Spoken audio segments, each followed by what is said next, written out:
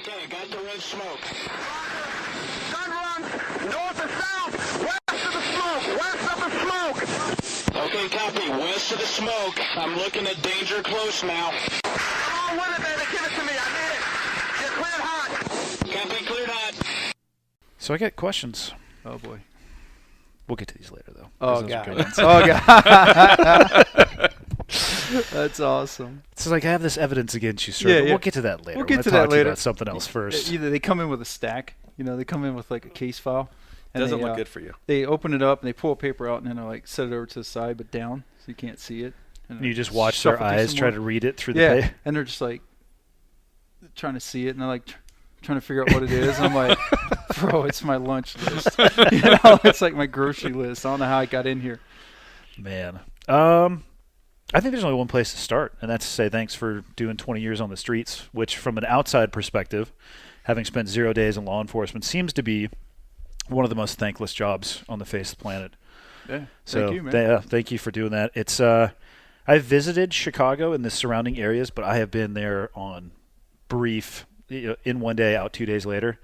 But it's hard to avoid the headlines and the news that always surrounds the Chicago area. So I hope at some point we can talk about your firsthand experience there, because all I have is what I see on the news, so I inherently distrust it.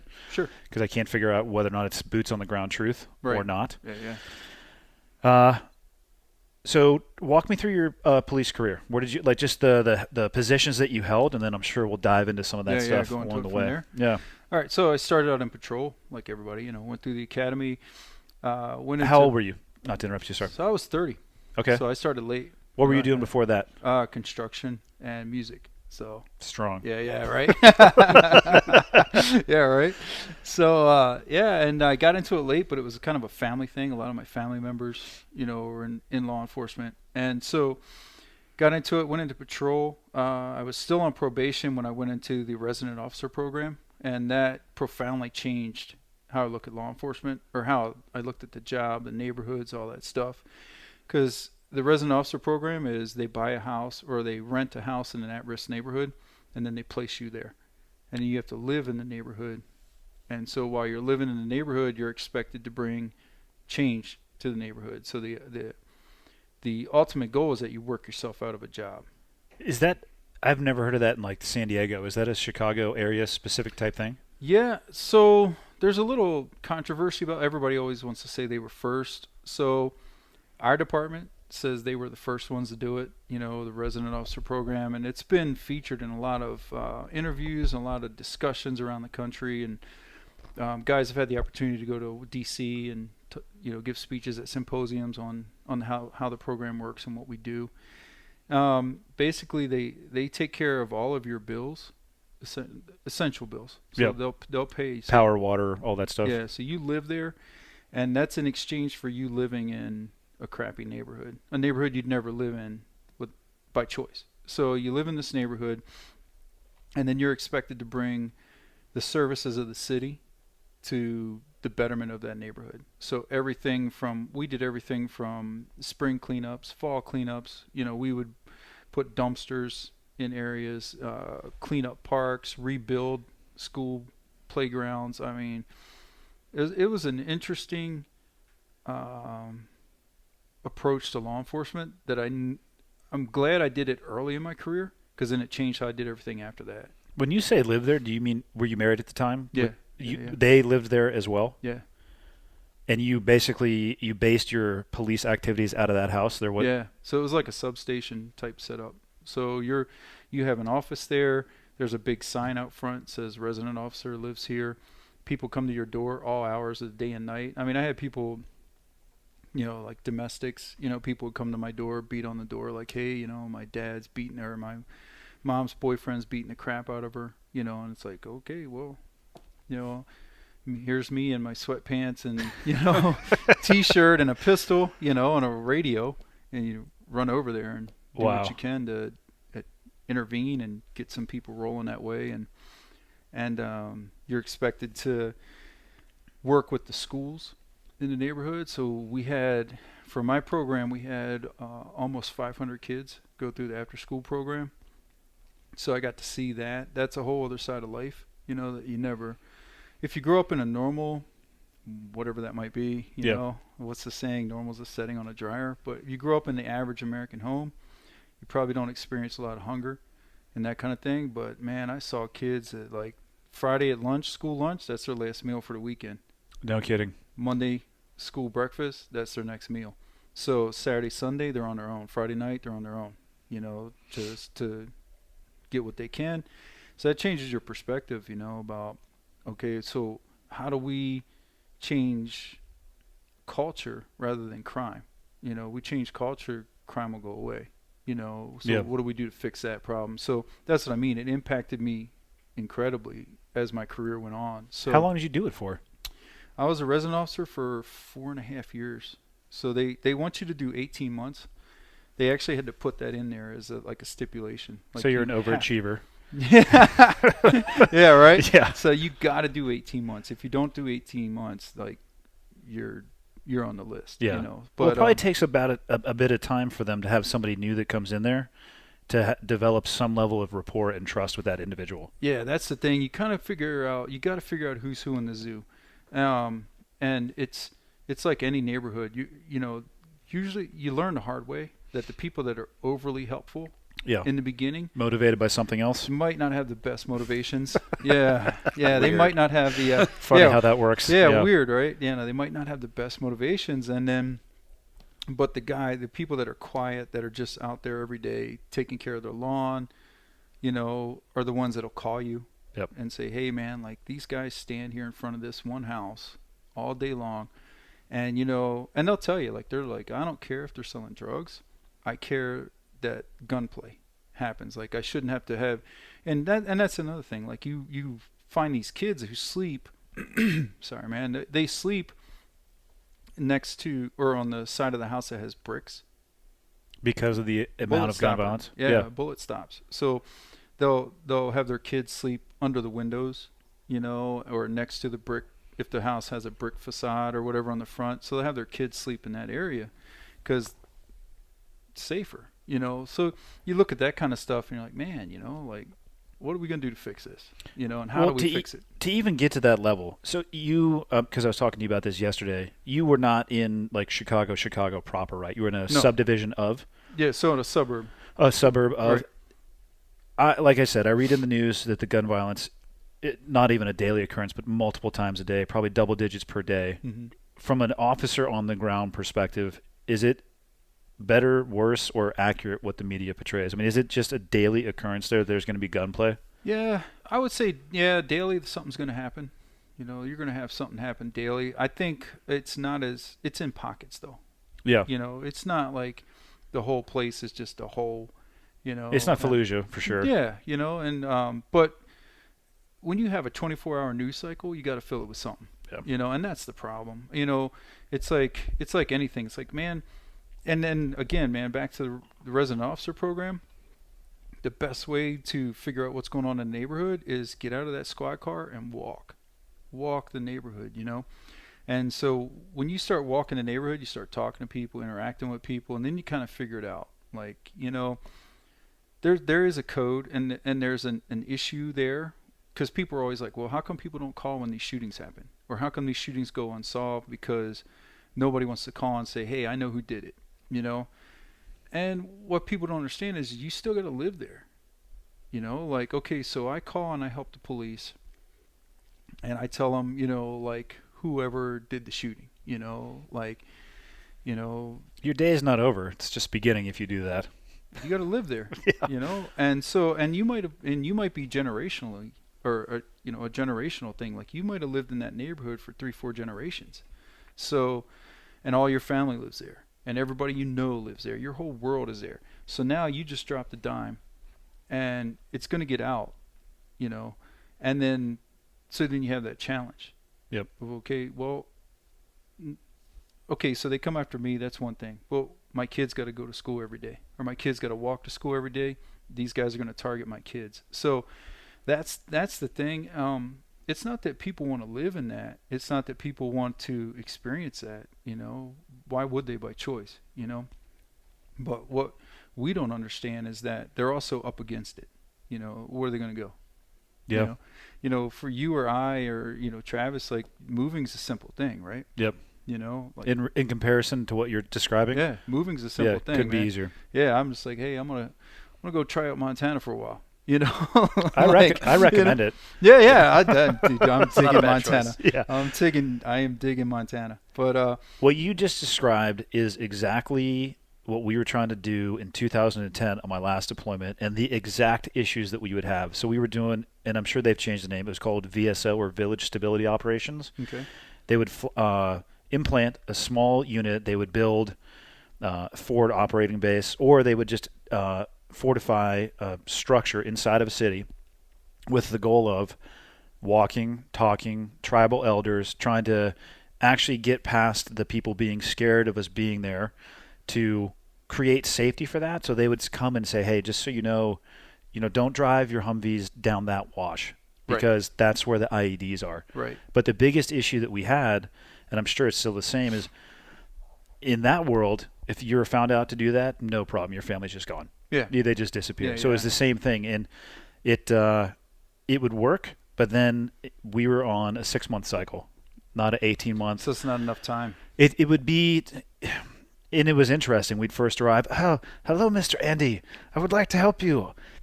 He did it over. I'm like, okay. Yeah. I'm definitely not smart, but I'm smarter than you think I am.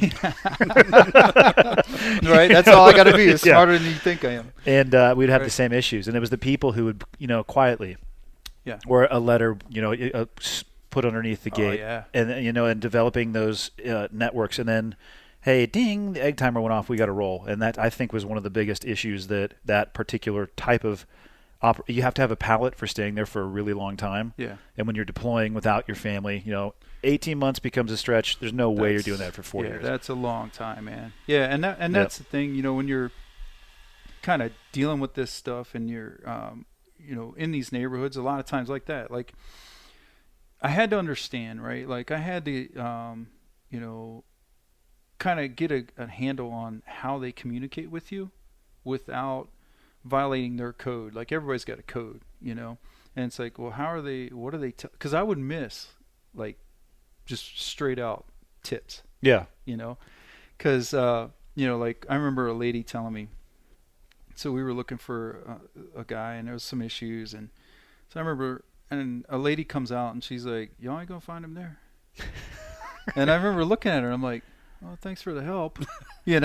and and then her thing was, y'all need to look somewhere else, and I was like, That's when okay. she's like, if we looked over here, would Yeah. we find him there? Yeah. What about that house over there? Yeah, Would we find him there? exactly. But she still has her code, Yeah. She's still got rules she's got to live by, and I remember going, what now, and I'm so I'm new at this, and I just was, okay, well, you gonna help me out? She goes, I ain't gonna help you out. I just did. Yeah, that was her thing. She's like, I just helped you a lot. Like, stop, you're looking in all the wrong places. Yeah. And so it's just stuff like that. Once you but it takes time. You got to Yeah. be there, man. And they got to know they can trust you. They got to know, like, hey, if I come over here and talk to you about this situation, like, Are you going to go sell me down the river the are you first gonna- chance you get? Yeah. Are you going to arrest me? Are you going to make some big thing about this? Or are you going to go over to that person and say to them, well, hey, so-and-so just told me what you're up to over here. Y'all better knock it off. That's a strong move. That's problems, right? And so they got to know. Yeah. Like, hey, I can come to you, I can tell you anything, and that's it. Like, you'll never breathe a word of where it came from. Yep. And you'll also give me a little bit of time before you take enforcement action. So something's going to happen. Like, yeah, we're going to bring those resources into play, but I got to give it a little time, because maybe somebody saw you talking to me. So if I go over the next morning, Yeah. that's easy to figure that out, right? But if it's like 3-4 weeks later or a month later, Yep, you give it 2 some months time later, to settle, yeah. Yeah, people are like, man, I don't really remember how'd they find this out, So there's stuff like that, man. And then from there, I went to after I got out of that, then I went to the neighborhood officer program, which is kind of the resident officer program light, So kind of the joke, right? So the joke for the resident officer program was the acronym is ROPE, ROPE. And so you know how that goes, right? So they got to bust your chops. So the joke about that was ripping off the people of Elgin. So you're ripping off the people of Elgin, living for free and not doing anything. And I'm like, yeah, okay, dude. My phone never stops ringing. My door never stops getting beat on. People are there's always a fire, whether it's code enforcement, you know, school, something. There's always something I'm expected to answer for, you know, and resolve an issue. And it's just you, right? Like, there's not a bunch of officers living in this house? No, it's just you by yourself. So each officer is by himself in that neighborhood. So guys got shot, their houses got shot up, car windows got busted out. I got jumped in my driveway. Let's talk about that. Do tell. Yeah. So well, when one of the officers' houses got shot, he's a good friend of mine, man. I love this guy. So his house so I'm in my basement. We just got done, you know, taking care of business. We were out working, doing directed patrols, and we had an officer that was jumped in a neighborhood by a gang member, and big melee occurred in front of a gang house. So the resident officer was right up the street. He ran down the street and helped the officer, you know. So then we decided, the resident officer that had intervened said, hey man, you know, like, we got to send a message. So we're going to do directed patrol. So all of us together, we're going to team up tonight, and every street corner that they should see a squad car starting to nose around the corner. So we went out there, did some good work for the night. I go home, you know, Adam goes home. I'm taking off my vest. As I'm pulling my tack vest off, I hear pop, pop, pop, pop, pop.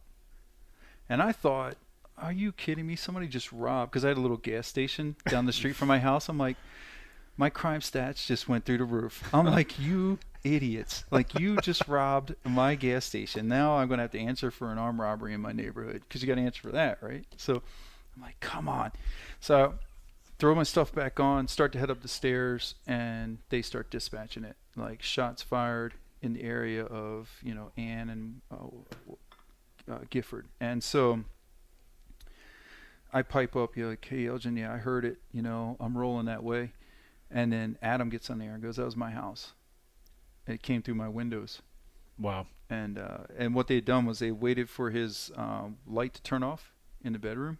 When he turned the light off, they cracked rounds off into the house as retribution for the increased police activity. Yeah. So that kind of stuff would happen. So they'd firebomb you. They try to burn your house and stuff like that. So a couple guys from a gang jumped me in my driveway as I was getting my daughter out of the car. And so we ended up getting it on. No special, just jujitsu, just this stuff, you know, like, seriously, man, no special sauce. It was just. So you're pulling your daughter out of the car, and two gangbangers are I just see a guy coming this way and a guy coming this way, and I'm like, crap. I ignored everything. Everything I teach people to do, yeah. I did not do. You let your world get really small. Yeah. I had seen, so I had a fence line that ran along the west side of my driveway. My squad car was parked against that fence line, and then my family car would be pulled into the actual driveway. The fence line went to the garage, and there was like a little lean-to type shed thing that my neighbor had actually built onto my garage. It violated all kinds of code. But in the interest of keeping things cool in the neighborhood, I was like, yeah, it's cool, man. Don't worry about it, you know? Yeah. Well, so I come out of my house, and I'm getting my daughter out of the car. And so the car's kind of nosed in, facing south. So, you know, the doors to the east, right? Yep. So the fence is west, doors to the east. I'm on the east side of the car between my house. And it's in, you know, in these old cities, the driveways are real narrow and everything. So, I mean, I got like room for me to turn. That's about it. And I see this guy going down the fence line. I'm like, that's weird. You know, like, I thought we just deported that guy for a crime, you know, for committing a crime.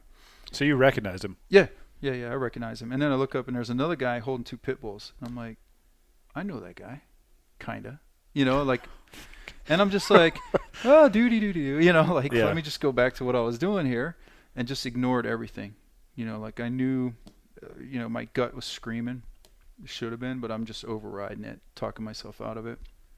Next thing I know, got the door open, I'm getting my daughter out of her car seat, I see him.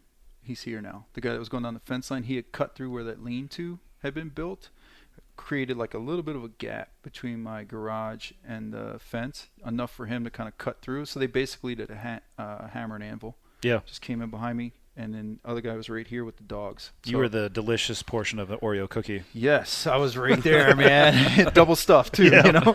So, and then we got it on, man. So I landed a good shot on the guy in front of me. The guy behind me hit me. So I hit the guy in front of me, dropped him pretty good. You know, Yep. the guy behind me gets on me. We're scrapping. End up being able to get out from underneath of him and get in a good position. Dude that was coming up the driveway with the dogs, he turns the dogs loose. The dogs end up spinning around and attacking him. Awesome. Worked out great, you know.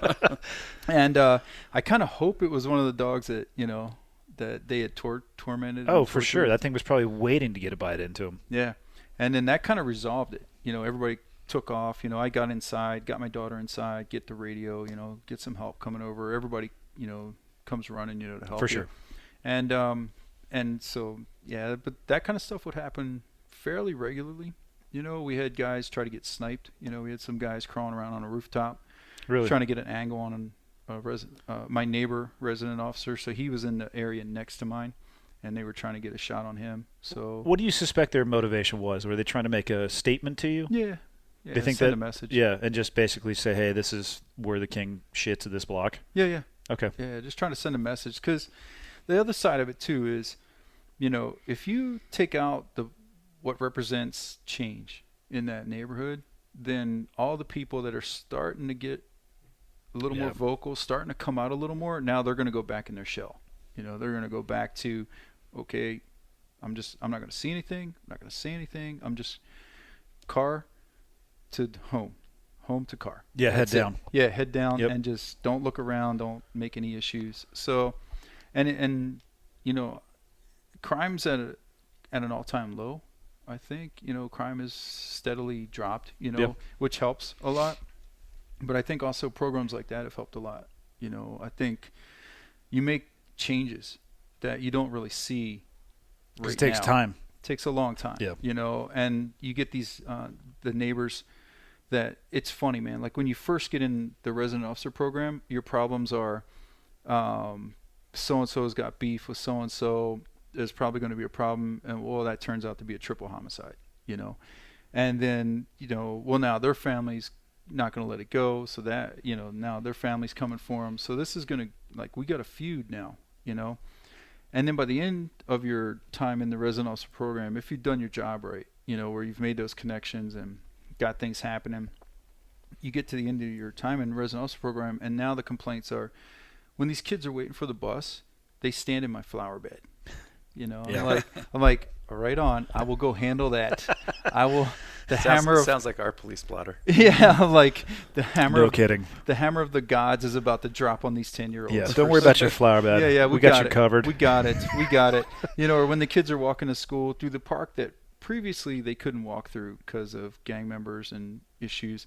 You know, well, when they're walking through the park, you know, sometimes it looks like they're damaging the tennis courts that couldn't exist before. Yeah. You know, okay, I'll go over there and make sure those kids know, like, hey, keep those feet on the sidewalk. Those Yeah. little size 4s better not come off that sidewalk.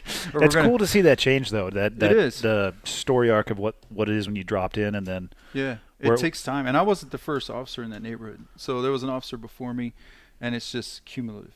So by the time I got out of that neighborhood, and my neighboring officer, resident officer, who was just you know, he's a slam dancer, like he was in it, you know. And so he was in it, and then the officer that came after him, unfortunately committed suicide, but he also was down. Like, we got after it, man. And Yeah. and we would get on bikes, we would get on foot, and then we had all kinds of assistance, man. Like, you would not believe, like, your drug unit guys, your gang unit guys, the feds, even, like, you could state police. I could call the state police, and they have what they call the strategic enforcement team. I think it's SET team at that time. I could call those guys and be like, hey man, can I have like 6 guys just come into this neighborhood and stop everything, you know, because it is an open air drug market with shootings and beatings and all kinds of stuff happening.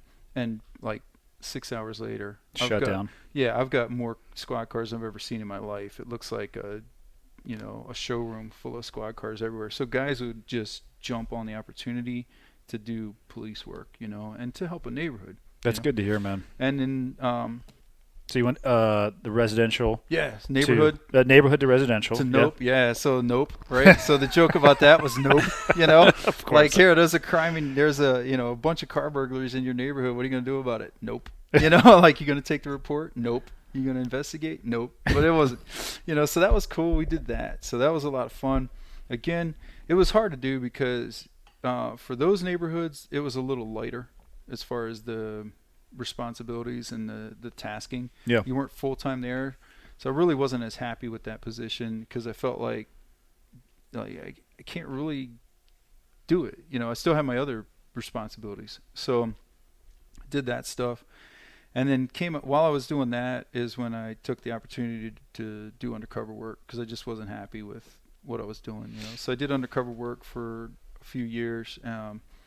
Did that, came out of undercover, and then once I got out of undercover is when I went to patrol, and I had the opportunity also to start helping more with training, and with the firearms program, and doing what I could to kind of push that and take our performance levels higher as an agency, and contribute what I could to the SWAT guys as well and everybody, and just. My goal was always to make us as dangerous as possible, so we'd be as safe as possible. Yeah. And so then that was the end. Towards the end of my career was where I spent my time doing that stuff. So I worked patrol, and I always picked night shift because night shift, statistically, everything happens between about 9 and 2 a.m. And so I always wanted to be there when I was jumping off. And you were on the SWAT team during that time as well, right? Yeah, I was on the SWAT team I can't remember when I started. So I think I was still on probation when I got on SWAT too. So that was pretty interesting to be in that position. As a probational officer? Yeah. That's So a I think very so. accelerated timeline. Yeah. Yeah. And, my introduction to the SWAT team was at the time, one of the team leaders found out about the jiu-jitsu stuff. Yep. And so he was interested in that stuff, and he was actually my neighboring resident officer. So he would come, and these guys would come like during their shift, and we would train. I would train them, hand-to-hand stuff, cuffing stuff, just different ways to approach and solve the problem. And the standard issue police tactic stuff, we all know, isn't the best, And so it's check the box type stuff, and a lot of times it's tough to watch from an outside perspective. Your guys' procedures obviously, and a lot of stuff were different than ours, but at some point you have to put your hands on people. Right, subject control. But I tell you what, even looking back, the community I came from could have done it substantially better. They put a much less emphasis on touching people than I think that they should have. Now that I understand how little you have to understand and know to be a very, very big problem. Yeah, right. We're looking back at it now.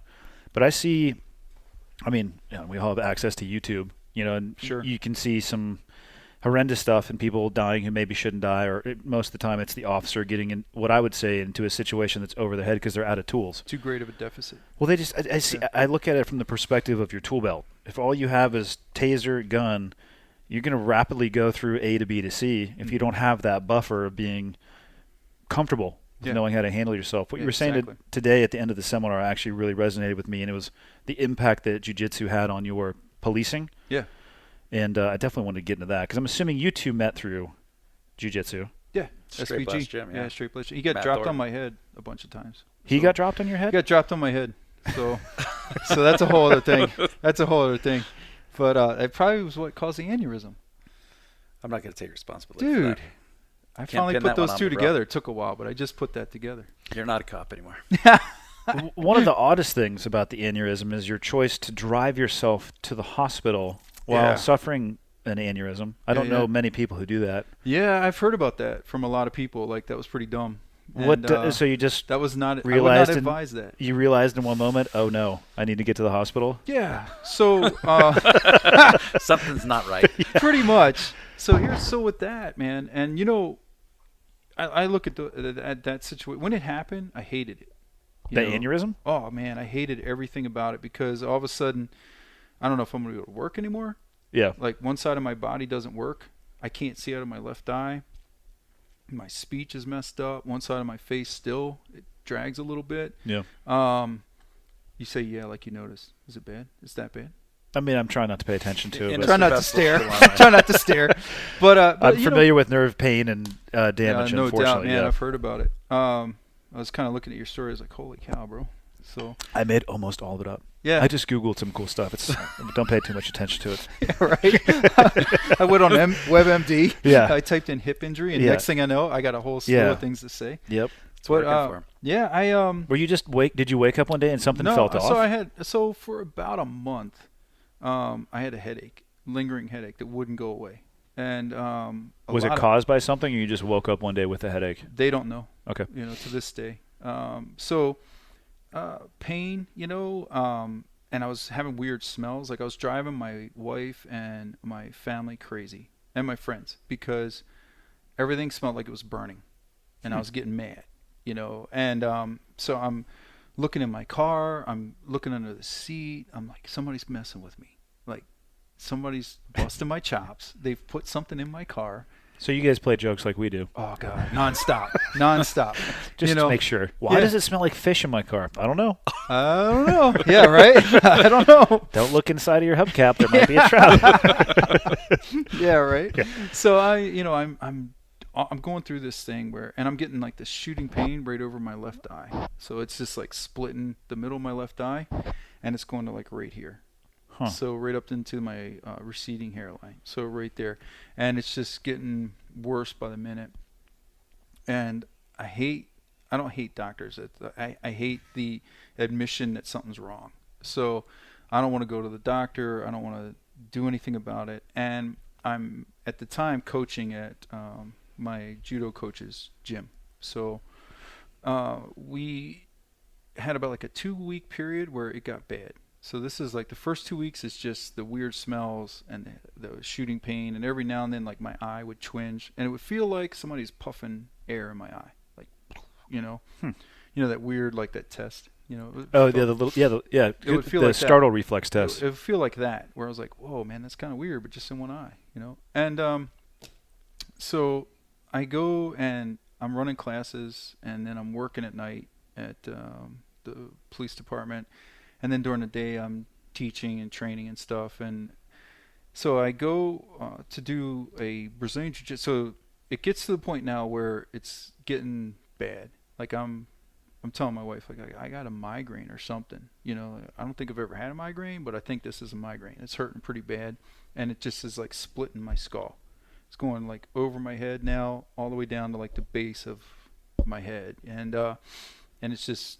So at times feels like my head just wants to peel apart, and my eyes twinging, and you know it's watering constantly, and I'm starting to have some issues with my hand, my right hand. Like, this is weird, man. And I'm thinking, well, maybe I'm fatigued. I'm just tired, you know, because I'm working a lot and I'm at the gym in a lot. hindsight, maybe you should have gone to the doctor.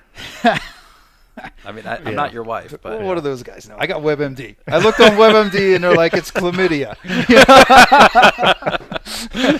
I'm like, Been how am there, I going done to that. explain this to my wife? You know. Yeah. So I go and we have a Brazilian Jiu-Jitsu seminar on a Saturday, and so I worked all night. I went to the seminar and did the seminar, and it was awesome, you know. And so do the seminar.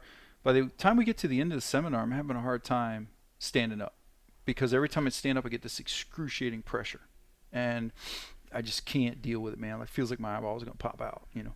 And so I go home, and after the seminar, and I'm trying to roll. There's like some black belts there, and it's fun. It's guys I know, you know, and we're trying to roll. And one of the guys said, you know, he says, dude, I can feel your heart beating through the gi.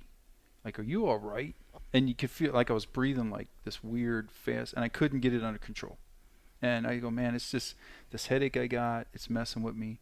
And so I would roll and then lay down, because if I'd sit up, it would get like, you know, this build. So go home, like, I'm just going to take a nap because I got to work tonight, you know. So I go home, and then I can't sleep because of the pain. So I don't get any sleep Saturday. And I go to work Saturday night. I work through the night. Sunday, we have an open mat and wrestling practice. So Sunday, go in there, and we're doing our thing. and I'm not doing well. Like You're actually probably dying. I was. Yeah. Yeah. I'm not doing well.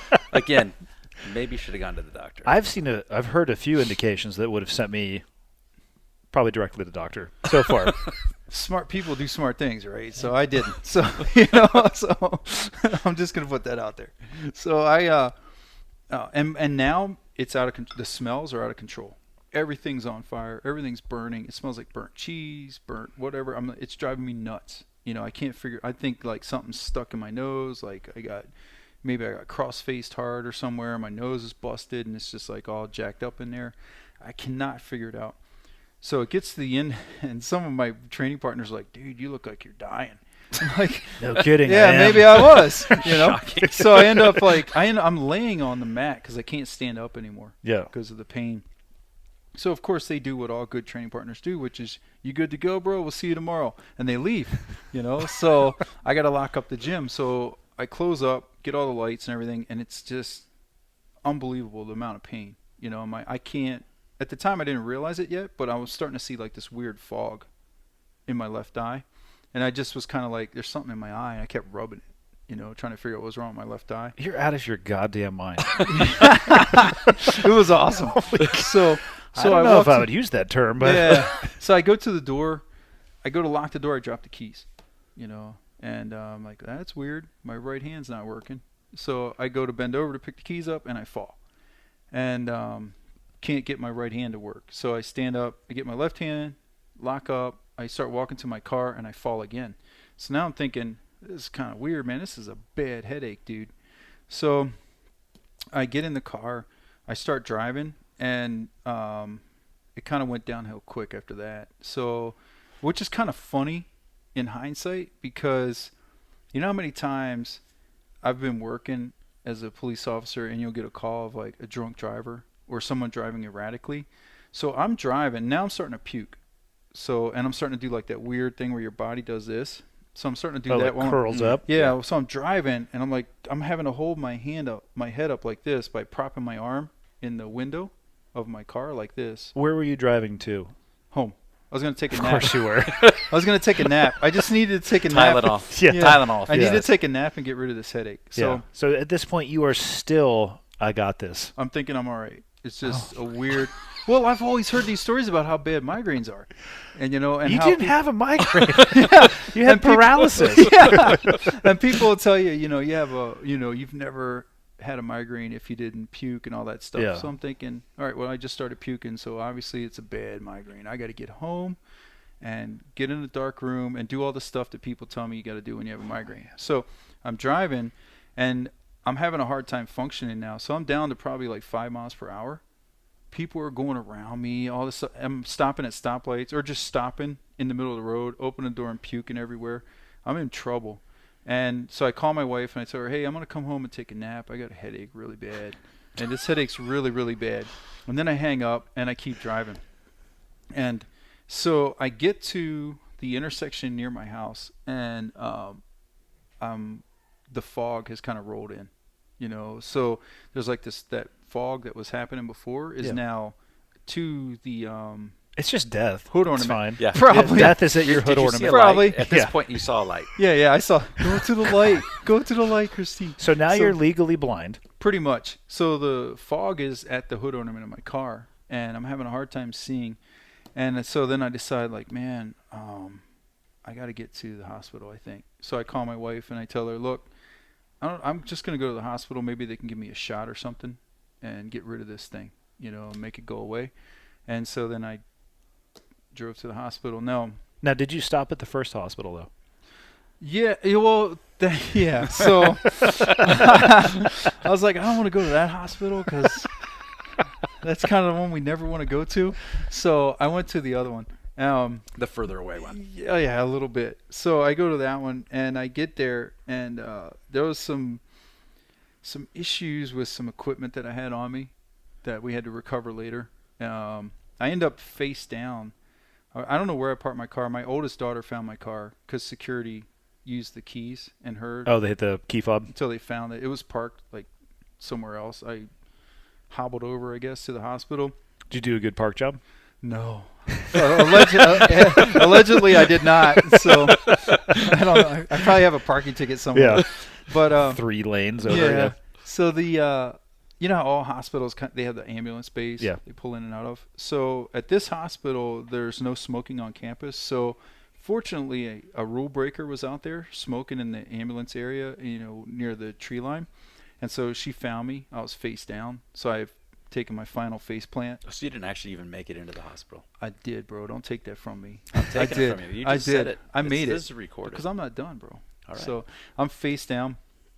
And I just remember pink scrubs. I wish I knew who this lady was. I still haven't been able to figure out who she was, So she comes over and she's like, hey, just stay right here. I'm going to go get some help. And I remember thinking, all right, cool. I'm just going to keep napping. And when you get back, I'm going to need some headache medicine or something. And then I thought, no, I got this close. And then that rivalry too, right? Because I'm like, she's probably going to bring some firefighters that know me out here, and they're going to walk me in. I'm never going to hear the end of this. Ever. From these guys. They're going to give me grief forever about having to rescue me. So I'm walking in. So I got up, and then I walked in. And as I'm walking in, they're coming out to get me. So they take me in, and then Dilaudid's a wonderful thing. They gave me Dilaudid. They did a CAT scans, MRI with the contrast, the dye, which is a wonderful experience for a brain injury. And it was on my orbital nerve, or occipital nerve, I'm sorry. So my occipital nerve on the left side, right at the base of my skull, is where it all happened. They were able to correct it with medication, which is amazing. They had everything there to correct my skull and do the coil. And then it started correcting itself. And so me being me, I'm like, cool, man, I'll see you guys tomorrow. So I'm like, I'm leaving. And then the doctor's like, you can't leave, man, because there's a D-dimer, there's all this other you've got a problem. Like, you cannot leave. You got to go up to critical care. And I'm thinking, I feel really good, Well, Other in than that- comparison, you probably felt amazing. And also, they did a spinal tap. And that's where they found where the blood was going. It was going down my spinal column. So the blood was draining from here. That was somehow. actually probably good, though. It was. You know what? It's wild, man, how the body works. So basically, my whole body felt like when you hit your funny bone. Yeah. Every nerve was just like Fired off. firing, man. It was so amazing. But they wouldn't let me leave. And so I remember, like, my oldest daughter, she's just a bitch, man. Like, she's standing there, and I'm like, I'm leaving. And they're all freaking out because they're like, you went to a doctor, you went to the hospital, like, something's wrong. And they're freaking out. I shouldn't have done that, But I felt like I should tell them where I'm going, And in hindsight, I probably would have just gone. And then after a couple of days of being missing, they'd have been like, let's try a hospital. APB out. Yeah, because they were so freaked out, man. And that's a bad feeling, like when you look from a hospital bed, you look up and your family's looking at you, and you see that freaked out fear. The unknown. Where they're like, what now? Like, what's going to happen, And, doctor tells them, like, hey, he's good. It's good. I think we're past the danger, but we're going to keep him, for a week or two and just keep him in critical care and keep him under observation. They did a bunch of MRIs on me and stuff over the course of that to keep an eye on it. Yeah. But just that, that thing of like looking at your kids and like, man, like I'm letting them down, like I'm putting them in a bad position. Like, it also makes you think, like, did I set my kids up for if I'm not here? Thinking about the future. Yeah. You start thinking about all those things. Like, That's man, rough. it's like, did I do the best I could do? Because if I don't come out of this, like, I got my beliefs about that stuff. But I'm like, hey, if I don't come out of this, what did I do to make it so they're going to have a good ride? So that was the whole thing. So that's all I was really thinking about. So, and I'm thinking, like, I'm going to get up, I'm going to go home, feel pretty good right now, except for my back from that needle, and gonna go chill at the house and get my shit together, and then go to work. And At any point in time, did a doctor sit you down and say, hey, I'd like to go over the list of things that make you a dumbass? yeah, they did do that. The neurosurgeon, That's a long list. the neurosurgeon was kind enough to point out. How close did he say you were? He didn't really say. Yeah. Yeah, they never really said. They just said, look, never play the lotto. You have no luck left. never play the lottery. That's an interesting way to describe Yeah, it. they're like, never play the lottery, never take a chance on anything. You've used all your luck, you know. And so I was like, all right, cool, man. I appreciate it, you know. And then if you're going to be in the hospital, like, I mean, you've been through it. Like, if you're going to be in the hospital, you want to be in critical care, you know, because you have your own nurse, you know, like that's her job or his job is you know. You get a nice big room, you know, and you got all kinds. You got Jello, DVDs. nonstop, man. I mean, it's like a hotel. It's like a nice hotel, man. Except for because I was a fall hazard, because my right side still wasn't working, so and my left eye was still jacked up, so I'm a fall hazard, you know. But you're ready for work. I'm ready to rock, dude. I can get it on. You're kind of lazy. Like, why didn't you go back to work? Yeah, that right. way? Why didn't you try it, man? So I'm like, you know, I got stuff to do. You know, Carver's gonna be wondering what's up. You know. Yeah, you got And, nothing to do. Yeah, right. And so they don't have a bathroom door. Like the bathroom, Because you're a fall hazard? so I'm a fall hazard. So anytime I got to go in the bathroom, the nurse has got to come stand by. Was she hot? No. I mean, she was a very nice lady, you know. But that makes it even worse. Stage fright. Yeah. So I'm like, and you know, eventually you're eating hospital food, and eventually you're gonna have to, you know, Yeah. do the big Remove one. the hospital Yeah, food. you're gonna have to The do the deuce. big one. And I'm like, do you have to stand there, man? Like, I'm waiting till the last minute. Like, I'm Which is hurting. making it worse. Yeah, I'm I am sure. hurting. I'm hurting. I'm like, I could probably wait till I go home. You know, like I could probably just go home and do this. And yeah, so I feel bad for the nurse. Like, I have so much respect for medical people now. What they put up with from us, because I remember my daughter in the emergency room when right before they took me upstairs to the critical care. My daughter like actually got in my face, put her finger in my face, and like, get in the wheelchair. She sounds kind of like a badass. She I like is. her. She's a power lifter. She's Which done one is really this? well. Taylor, the Okay. oldest one. She's a power lifter. She's done really well in powerlifting, and she's tough, man. Did she So, get that from your strongman competitions?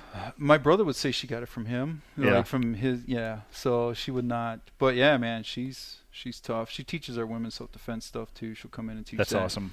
But she got in my face because the nurse and the doc and fortunately for me there was a neurosurgeon at the hospital at that time, so that helped a little bit.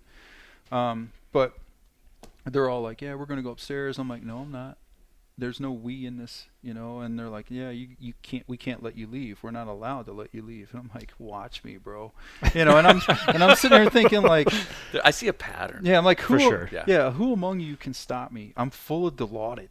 You know what Yeah, I you mean? can Like, walk through a wall. I can't feel anything, and I can probably fight better than all of you. So like, That part's probably true. yeah. Yeah. So I'm like, what's gonna happen? Like, so security breaks my arm, twisting it behind my back. I'm not gonna feel it. Yeah. Like we're still gonna be scrapping. And you guys have to fix it later anyway. yeah, you're gonna like, I'm in a perfect spot for it. Yeah. I'm right here. You can fix it.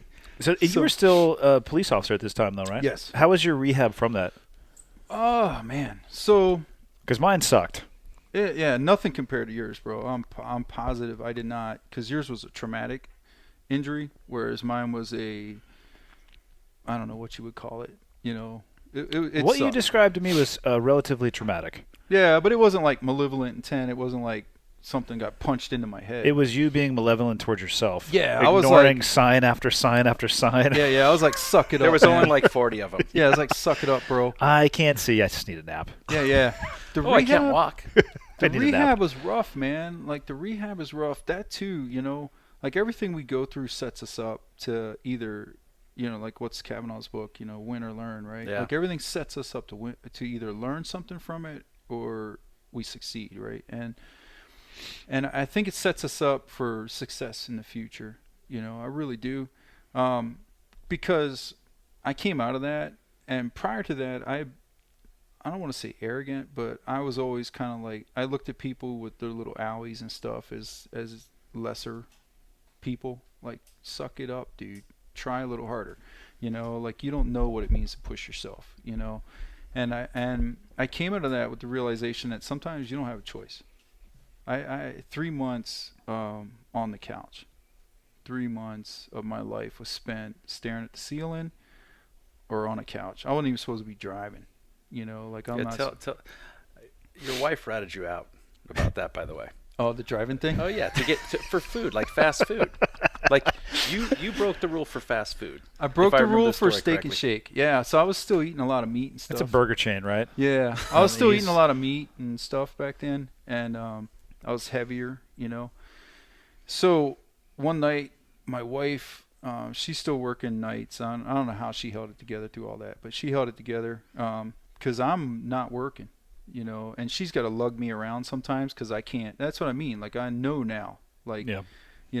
sometimes suck it up and drive it on doesn't happen, because It's impossible. you can't. Stuff isn't cooperating. My right leg isn't working. Like, how am I going to get upstairs, dude? And so, and then also, I'm on the couch. I'm on 22 medications, right? 18 medications preventative, and then there was like 4 more that were like in case of emergency. Take this. So I'm taking all this dope, and I'm taking propranolol for my blood pressure because the official thing was a brain hemorrhage with intracranial swelling. So my brain's like trying to blow up, and they're threatening to cut a hole in my head, do all this stuff to relieve the pressure. So they put me on 250 mgs a day of this propranolol, which is insane. Like 25 to 50 is a normal dose for blood pressure. So it Yeah. keeps your blood pressure artificially low. Just give you 10x that. Yeah, to keep my blood pressure way down so my brain would start shrinking back down to normal size. So for once in my Okay, I life, I can had see a that. big brain, right? So once in my life, I'm the big brain in the room. I was really happy about that. Wanted to impress people with my knowledge. Simpsons episodes and Family Guy. But so I'm drugged out of my mind. So man, I would sit on the couch. There'd be days like I'd come downstairs 9 in the morning. Like my wife was working overnights as a telecommunicator, 911 dispatcher. Yep. So I'd come downstairs. She'd get off work, or she'd get held over, so she worked till like 9 or 10. So I'd come downstairs, spend some time with her, hang out a little bit, and I'm all like, yeah, I'm gonna get on the treadmill today. Get on that Airdyne. I'm gonna show it what's up, and that thing's gonna be screaming. I'm like, if you hear it tapping, don't come running, just let it tap. I'm gonna put it in its place. And dude, 10 o'clock at night, my wife's like shaking me. It's like, hey, why don't you go upstairs and go to bed? I'm like, where'd the day go? Oh, What just happened? Where was I? I took my medication. just zombied out. Gone. Day gone. Lost the whole day. You're skipping over the. Yeah, I was driving trying to to like fast not food. do that one. No, I you're know, going to but- talk about this Yeah, shake That's and bake that's or whatever why it's Andy called. has me here. Yeah. Steak just and to shake. hold you Steak and bake, whatever. accountable. But yeah, but those episodes are what make me kind of understand when people go through that stuff, when they are medicated, when they are, or not medicated, but maybe self-medicated, like their brain chemistry is messed up, or Yeah. they got an issue and they can't get it together. Like, you need somebody to come shake the shit out of you. You need, can I cuss on there? Yeah, you can Yeah. fucking Okay, say cool. something. Internet. Oh yeah, cool. Don't Yeah, be no. a pussy. Well, I Paul. don't know, man. I don't know. Well, I've been on podcasts where they're like, okay, so no F-bombs, no Stop. blah. How? Yeah, Well, yeah. don't go on those podcasts. Yeah, Yeah. right. Don't ever go on Yeah. those again. Those are shitty podcasts. Yeah. Yeah. So, but I'm like, man, it's like the old me would be like, dude, get your shit together, Yeah. put your running shoes on, get out the door, and go run. Even if you can't run 100 yards, run what you can and walk the rest until you can run it. The old me would have done that. The post brain blowing up me is like, okay, man, we got to work with what you've got until we get you to that place. Yeah. We'll get you there eventually, or we'll get you to the best you can be.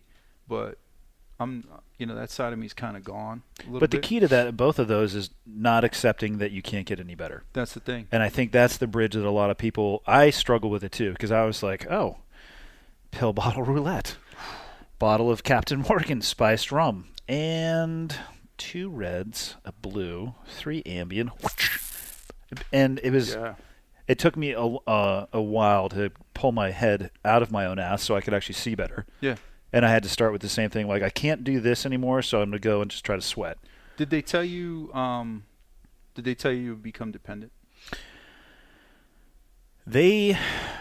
Man, this is where having my wife here, she could describe this so much better than I could, because I don't have a great memory of it. I was just in a ton of pain, and Sure. it's amazing how people ask me about buds. They're like, how was Hell Week? I'm like, I don't really remember actually, Right. because it hurt so bad. Yeah. That my brain was like, how we're going to deal with this? Yeah, Gone. yeah. But she she is not a fan of the military healthcare system, and when her and I we did a podcast episode together and we talked about it.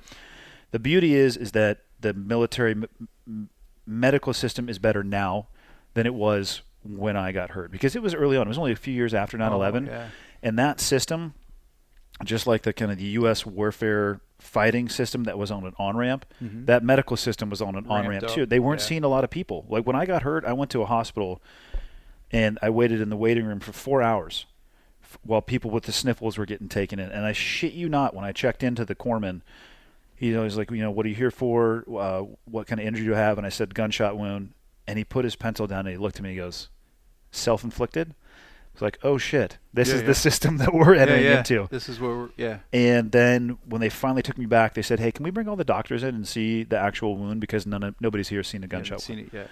And now I'm sure it's substantially better, but there was no talk of any dependence. It was, here's Vicodin, here's Percocet, here's Neurontin, here's Gabapentin, here's Tylenol, and they just, my sister, who was going through, she wasn't a nurse practitioner then, she was going through her nursing school, she was asking me about the meds I was taking, and she actually found multiple drug interactions from the medicines that I was giving, and I never received a single warning from the military. Basically, we were just, here's your prescription, refills are unlimited, right? And and there was no malicious intent from them whatsoever. No, I don't because that's the thing. They're trying to help you. They were, and they didn't want me to be in pain, have. so they said, here's what we give for pain. Right. I was having nerve issues, and they said, okay, here's what we give you for nerves. I can't sleep, so here's what we're going to give you for sleep. And obviously, in my infinite wisdom, I assumed all of that paired with alcohol would be amazing. If that's it's a like, 2, it kicks it, right? It kicks it. Yeah, it makes weren't sense. wrong. Yeah. It does make it work faster. It definitely does. But you're in Intensifies trouble when you can take 4 Ambien and have some cocktails and you're wide awake. Yeah. So you want to talk about dependence. I think one of the biggest issues I had with sleep, and I would have this sometimes overseas, is we would take Ambien to reset onto the awake during the nighttime, asleep during the day. Yeah. You take Ambien for a few weeks, and you try to sleep without taking some Ambien, Right. it's freaking hard, if not impossible. Right. And I remember, I think back, I'm like, I was taking 2, 3, and then when I realized, I'm like, I cannot do this crap anymore, and I slowly tried to start working myself off. Mm-hmm. Those were some of the darkest times, right? There's laying in bed, sweating, and now I understand what was going on. I'm just outgassing and off-gassing all this shit. Yeah, but it was they weren't at a point, I think, where maybe they understood. I don't know, but they didn't. Right. There was not a lot of talk about dependence for sure. Yeah. There's not a lot of that conversation. At least when I was going through my issues. So I had 3 months of migraines. So my incident happened November 9th, and then I had 3 months from that point forward, if you count the month prior of migraines. So 4 months of 24/7 migraines. While they try to get the medication dialed in, they try to get everything. And so I don't have any you guys screwed me over. I don't feel that at all. Kind of like you. It's like they're doing the best they can to put somebody who's obviously in pain to a manageable place, where I'm not wanting to eat my gun quite literally every day, And plus you have all the issues of, am I ever going to be able to work again? Am I ever going to be able to do any of this again? Am I what are my skills? Jiu-jitsu, SWAT stuff, shooting. Where am I going to take that? Yeah. Dell, are they hiring? Apple. There's some dark hours in those times for sure. Yeah. I mean, And that's you why have they those call it medicine's a practice, not a science. Yeah, and so I don't have any issues with those guys. But what did happen for me was, after a few of those times, I just decided, and that was the other thing. All the, interactions with the different meds. I ended up going to a neurologist. And she looks at the list of meds, and I'm trying to rattle them off from memory, and so then finally, fortunately, all those computers, they talk to each other, because of the pain medication issue. It wasn't quite what it is now with the opiate issue, but I could see how it would get there. And so she finally looks at everything. She goes, man, some of this stuff is just compounding in bad ways for you, and that, it was like joint pain and stuff like that. And so I didn't have a conversation with her really. I just go, so you're saying a lot of stuff I'm taking is not right, not good for me. She goes, yeah, it's a common mistake, and she goes, but we're going to do some blood work. So they took blood from me, and she goes, I'm going to call you tomorrow, and we'll start our program. So, of course, my bright idea is I'm going to go home and flush everything. Oh, man. The single worst thing you can do. Cold turkey. Yeah, I cut everything. You actually could have probably killed yourself doing that, too. Probably. That's what I've heard. Yeah. Yeah. So, yeah. I'm So, pretty fortunate. So Steak I and went- shake. Yeah, Don't think I you're was gonna getting say, out like, of that. Yeah, no, I'll get back to it. So I go home, man, and I take all that stuff, and I just done. And here's the other thing: you gotta know when to say when, right? Like jiu-jitsu, right? Tap early, tap often. Like admit you got a problem, admit you got an issue, fix it. Like ask the person, how did I end up here? Tap into the armbar. The armbar is not the issue. It's how did you get there? Yeah. So that we got to figure that part out. So, I was having these issues where it's like, say like I took my medication at 8, supposed to take it again at 11 or 12, and I'm looking at it going, well, if I take it at 9, if I take like a half a dose at 9, It's even better. yeah, like they told me not to let the pain train get ahead of me. So you got all these rationalizations, and that also helps me to kind of have a little more empathy for people that are going through those issues. Because here I don't think I'm a bad person. I don't think I'm a drug addict. Like I'm not all these things that you would think, right? I'm not like some guy that's self-destructive by any means, and but here I am thinking these thoughts about there's got to be a way to rationalize me taking more of this dope because it feels good. It's an interesting realization to have. I think I'm much more empathetic towards those individuals in that situation. Yeah. I don't think I ever got to a point of dependency because I pretty rapidly realized like, it just wasn't working, and I Right. was miserable. And I'm sure Jamie would have a variety of 4-letter words to describe my behavior and character. Right? I've heard some of them. Yeah, no, but I it's- mean, I look back, I'm like, oh my God, how did our marriage even? I mean, I was how'd just you get through it? It was miserable. Yeah, In the yeah. daytime, I was fine because I was distracted. At nighttime, it was like, oh, my leg's on fire. So let's just Yeah. start trying to handle that, and it just Yeah, then and that you nerve pain's a whole different thing, dude. People don't. I never understood nerve pain until my spinal cord got full of blood. It wasn't supposed Yeah. to have in there, And It's not awesome. when they did the spinal tap, so much relief, man. Like there's 4 valves. All 4 pressure. valves are full of blood, but so much relief. Yeah. Oh, I can imagine. Yeah, because they're like usually there's a little blood in the first one because of the actual stick, and then the rest of them are clear. But they're like, You got there's some a lot plumbing of blood in issues. there. Yeah. There's you got you're mixing your drainage issues, or we got some problems here. But yeah, man. So I quit cold turkey. I cut everything, cut all the medication, made myself really sick. So you're not driving at this time. Not allowed to drive. Not other allowed to than- drive. But sometimes you get hungry. Which was funny because I would get hungry. We're gonna He's get there he's gonna eventually. try to outlast. Well, us. here's- he's gonna try to outlast. Here's us. another funny won't. part, right? No. So I go We to got my 8 hours neurologist. left.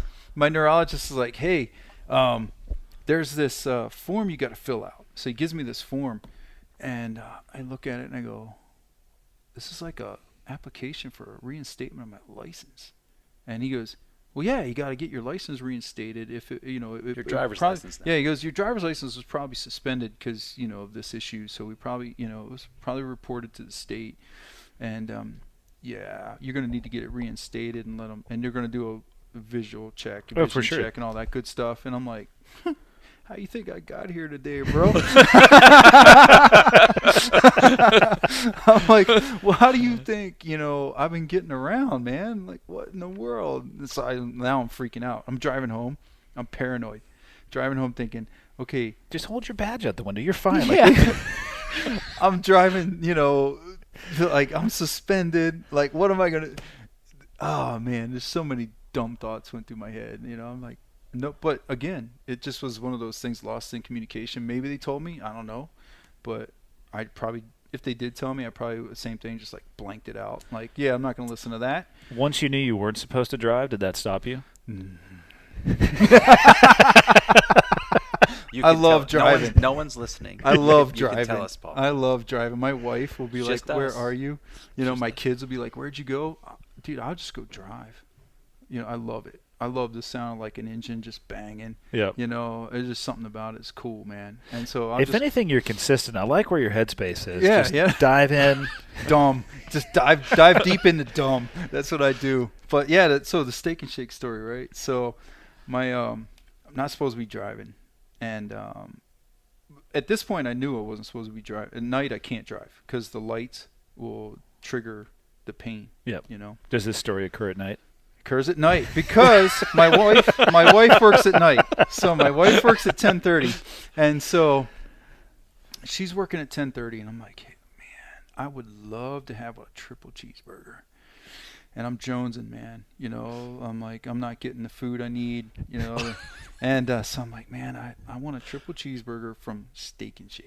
And for some, I don't know why. Like, why that? Like, it sounds good to me, actually. yeah, I Yeah. could have made my own or something, And so I'm like, all right. So I've been timing her. So we live in a historic house. So our house was built in 1925. So the nicest shower is in the basement. So she goes downstairs Oh, I love this story to already. the basement. So I'm timing her. I've been timing her for a couple weeks. So I'm like, all right, I got about 35 to 40 minutes from the time she goes into that shower till she's done with her ritual, till she's back upstairs getting dressed for work.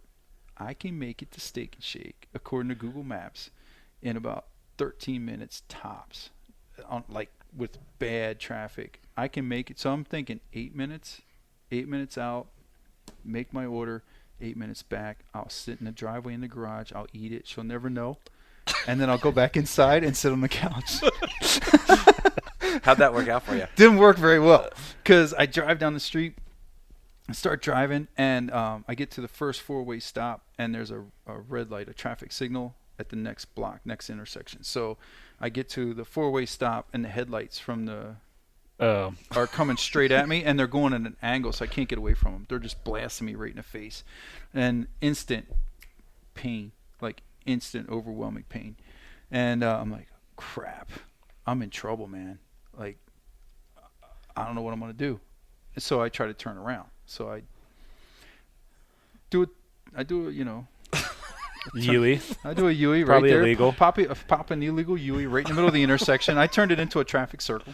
I'm an innovator. Yeah. And so I did a Yui in the intersection.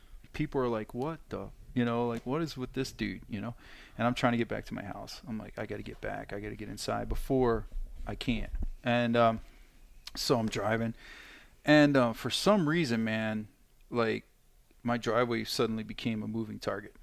And so I'm trying to turn into my driveway, and I just hit the curb straight on with a car that's low to the ground. It's a Mercedes, so it's like real low to the ground. It was yours or hers?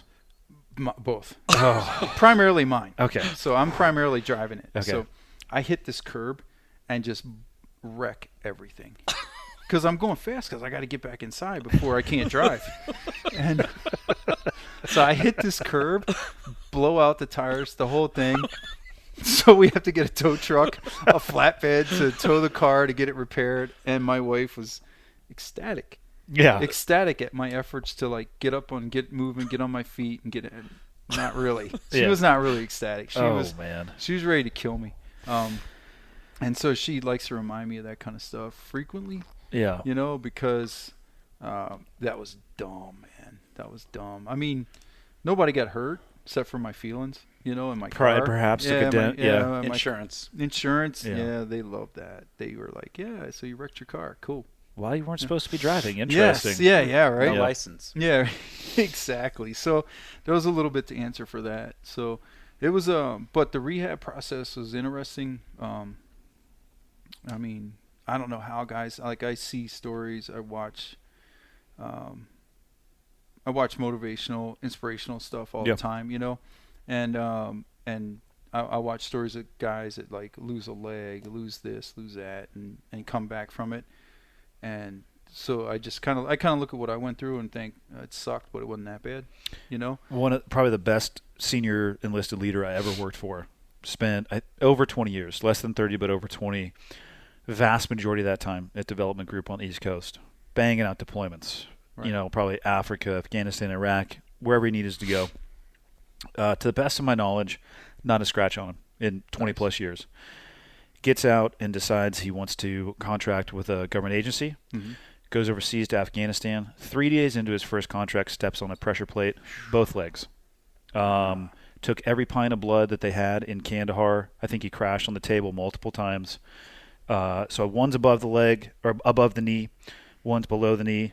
Single most positive attitude I have ever seen. Yeah. I talked to him on the phone shortly after it happened, and he just was like, "I'm good. I got all my stuff." I would probably be playing Russian roulette with a freaking Glock. Yeah, exactly. You know, high probability. High probability of scoring one that way. And he's just, every time I see him, I'm like, dude, and I tell him, I'm like, it's so awesome to see how you have taken this and what you've done with it. And I found it's not uncommon. You know, double, triple, quad amputees. They're some of the most positive people I've ever seen. They're grateful for the fact that they're still here. That's the thing, man. I don't know if I have that gene. Yeah, that's interesting, right? That comes back to the whole, can you teach art, or do you nurture it? Do you just bring out what's already there, or do Probably a little bit of both, but I think some people come to the table with a hell lot of of a it lot already. Yeah, with a hell of a lot more. And I read a really good book in the early '90s, and it's the mental toughness training for sport. I think the guy's name is James Lauer. And he talked about in there, like, Boom Boom Mancini would watch comedies nonstop during his downtime. So, because he trained so hard, he was just a maniac, as a trainer.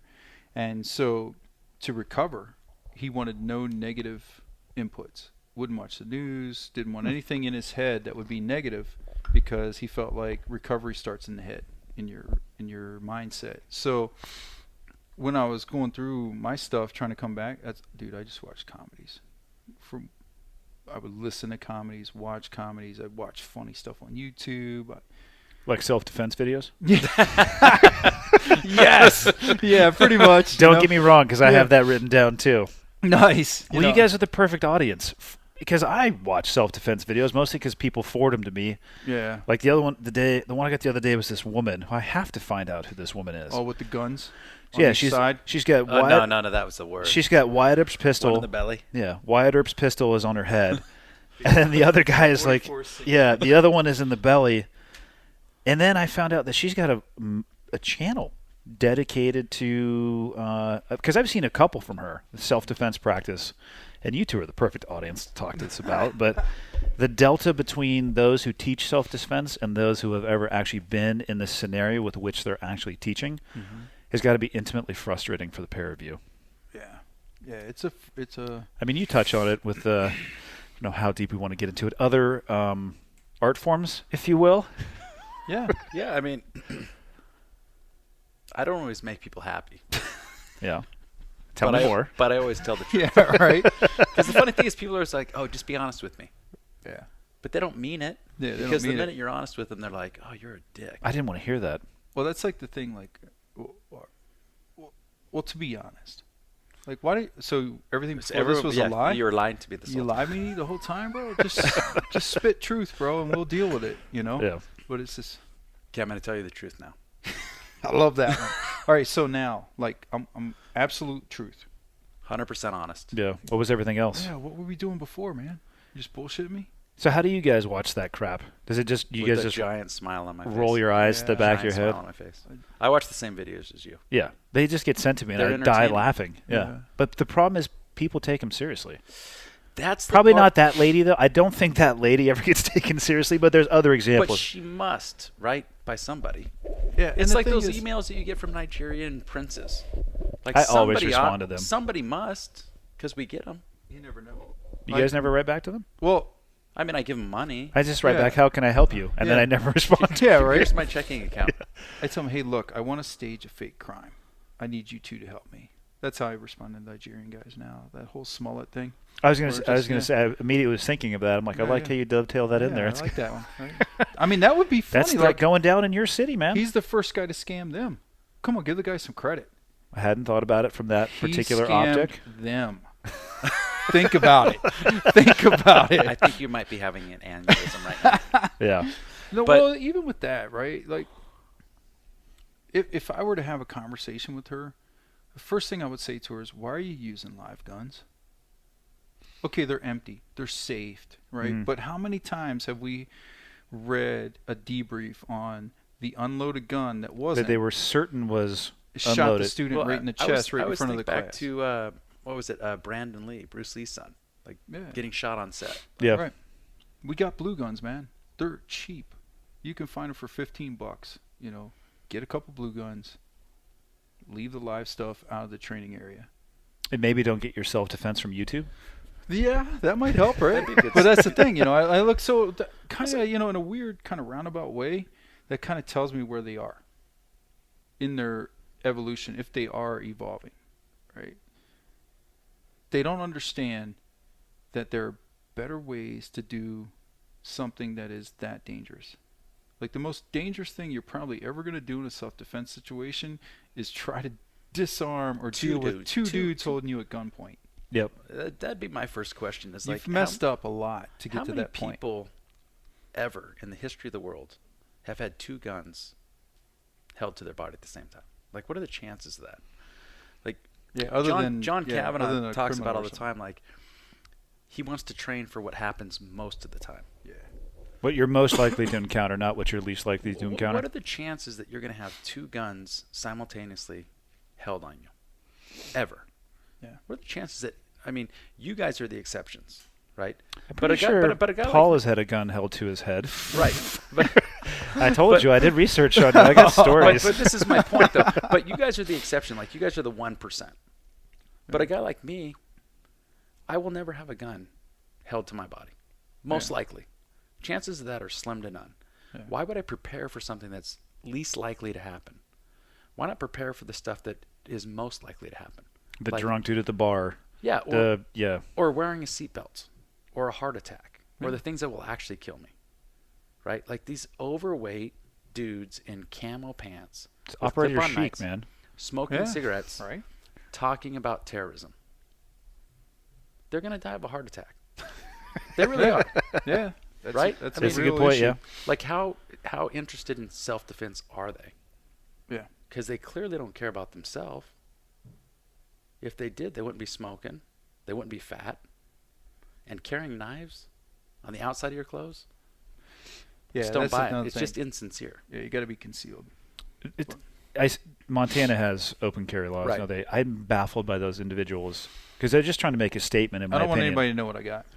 I don't know why you would want anybody to know what you have unless you're asking- literally you're saying, encouraging it. "Come try me." Right. Well, you remember, so we talked, you know, a little bit about Herschel. So I remember in the police academy, they do a thing where they talk about off-duty carry, you know, and concealed means concealed. Yeah. And I just remember, like, Herschel's thing was always, if somebody comes up and asks you if you're carrying a gun right now, your answer should be none of your damn business. You know, like, that's not something you should discuss. Your mindset should be that People it's- shouldn't know it it. should be concealed. Nobody should know. And why would you want to play that hand? You know, I mean, there's just so many complications with open carry. Like, I get the argument as far as like the infringed and Second Amendment and all that good stuff. Like, I get it, you know, but the other side of it is, what are you accomplishing? You know, like if your goal is Making people uncomfortable, Yeah. essentially. It works. yeah, if your goal is Yeah. to, you know, be a better example of somebody who is legally and lawfully armed, right? If your goal is to be a good example of that guy, wouldn't you want to be the guy that one day they're like, you carry a gun? You're like, For sure. yeah, dude, all the time. You know, I never thought that. I've never seen it. Yeah, dude, that's how it works. Yeah, or even you're a black belt. Right. You don't walk around going like, I'm a black belt. Yeah, Some people wear a shirt. I do. Well, I mean, I have a belt. I mean, I have a Yeah, belt that I right. wear with my normal clothes. Right. Yeah. It's from Macy's though, Yeah. not from wherever you guys order those Yeah, yeah. black belts you guys wear. Yeah, They're, right. they're fake, by the way. Yeah. Fake black belts. It's a fake black belt. It's not legit. You have to tell the story of when somebody held a gun to your head because I've never encountered somebody who. Yeah, I can't do that. Oh, you can't. Oh, come on. Can't get into that. Can't get into that. I mean, I can, but I can't. Fair So, enough. Yeah. Um, Because that was like a catastrophic not good. failure on a lot of parts. Okay, I see what you're saying. Yeah. We're gonna skip it. Yeah. Cool. You're, wanna- you're lucky Andy's here. We'll talk about it later. yeah. I want to hear about jiu-jitsu and the impact it made on you as a police officer. Because, like I said, you alluded to it today. You Yeah. you started before you were a police officer, and you Yeah. said that I don't want to paraphrase what you said, but you basically said it had an impact on the way that you handled people or that you dealt with people. And I think when you were talking about having the ability or understanding, I think it was with Sean talking about as you develop the capacity to be able to use those things, I find that you're least likely to use them. Yeah. Because you're like, I'm good. I don't want any part of this because you have nothing to prove. That's what it was. You were talking about how you feel when you know that you can actually handle yourself. Yeah. It's like, I don't want to get in the fight in the bar. Yeah, you don't have to prove anything. Yeah. You have nothing to prove. So you can walk in there and just, some guy, oh man, if you didn't have that badge, you didn't have that gun, like, okay, I'd probably be worse. You know what I mean? Because then there's no rules. If I'm without a badge and a gun, I got no rules on me, dude. I'll wreck you. But when you're in those situations, you carry yourself. It's just that confidence that you have from being in the gym, constantly working against resistance, constantly being in miserable positions and realizing I can get out of them. And it gets you in a place mentally where you feel indomitable. Yeah. And yeah, I agree with that. Yeah, and so you carry yourself in such a way that's not blatantly like, try me, bro, but you do carry yourself in a different way. And I think but kind of the challenge or dilemma for most people in jiu-jitsu is they're constantly around other jiu-jitsu people, so they really don't recognize it. And then also the issue is, we're rolling with each other constantly.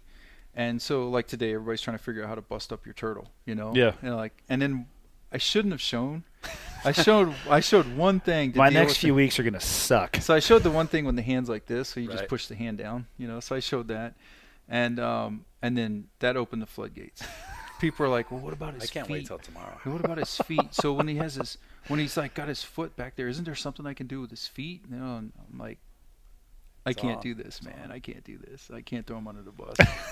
let him have his one thing for now. I want to touch on one thing that you were just saying because it is so important. I find myself saying it all the time to my guys and girls, but they're going with trained people every day, and so oftentimes they're frustrated. They're like, "I'm not that good at this," but it's like, No, the person you're rolling with is just better at it. Do you remember what it was like when you're a blue belt and a new guy comes in and you're like, perfect? Yes, exactly.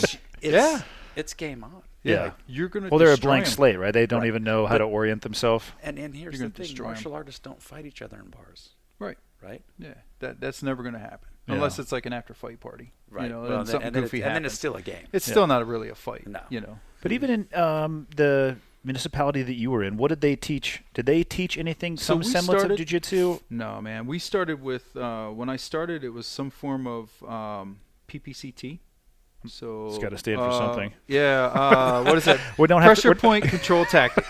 No, Man, that no, hurt. No. That hurt to bring that out of my brain. Is that like the Spock freaking? Yeah. I was like, oh god. Death- Yeah, death man. touch? So, lots of stuff like that. Fluid shockwave principle, where you when you kick somebody in the leg, you leave your leg on it because that impacts more force into the leg.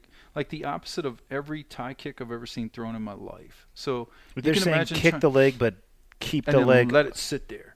And like when you hit with the stick, let it sit there for a second. So you impart this energy into them. And this was being taught at the academy. Yeah. And Awesome. And there's tons of case law and stuff behind it, so it's supported. It's held up legally in court, probably because it never hurt anybody. So when you're now, can you imagine so at this point, I've already had kickboxing matches. Like I've already, not Thai matches, but kickboxing matches. I've already been kicked. I've already kicked people, and in training and in competition, and not once did I ever leave my leg on their leg to impart more damage, because it doesn't work that way. You kick through them. You're trying to kick the other side of. You would spin in a circle if they weren't there, right? Yeah. Because you're, I'm just trying to envision somebody letting you leave your leg on them. yes, exactly, exactly.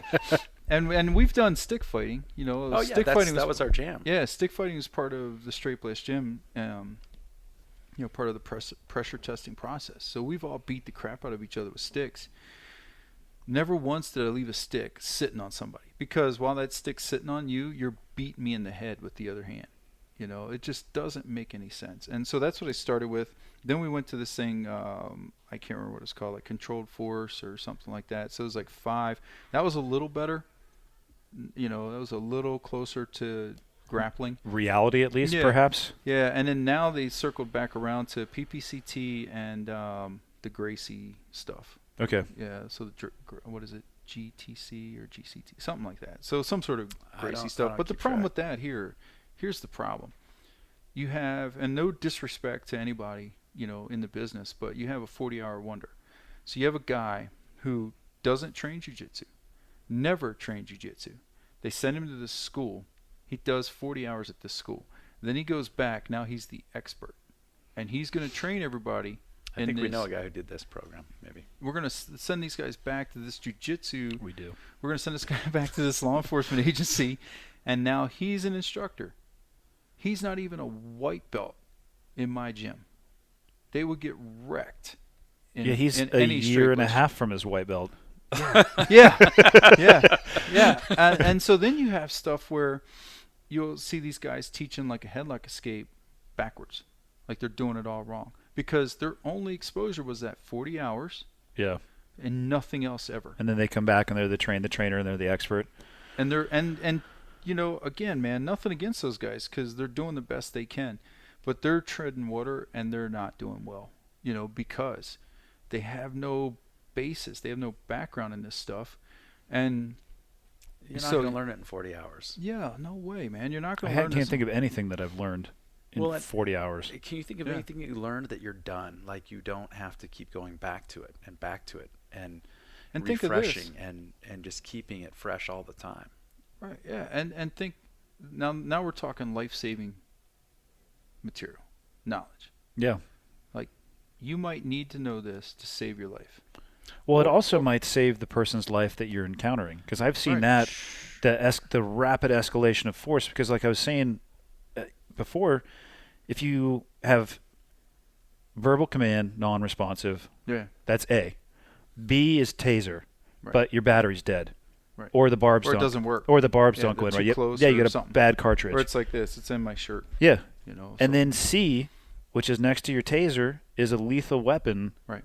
I can understand why some of those instances spiral, what I would describe it as, out of control. But it's also, and that's why I think it's so important. Yeah, they could save their life, but it also, if they knew how to handle the person that they were dealing with, it would save that person's life as well too. And I don't, it seems to me, and I get 0 seconds in law enforcement, but from an outside perspective, without teaching those skills, and I say this looking back at my own community, like there's things that they in the put hands on, there's certainly they could have done a much better job, but it actually will reduce the lethal use of force, in my opinion, because you feel comfortable not reaching to that because you're not out of options. Right.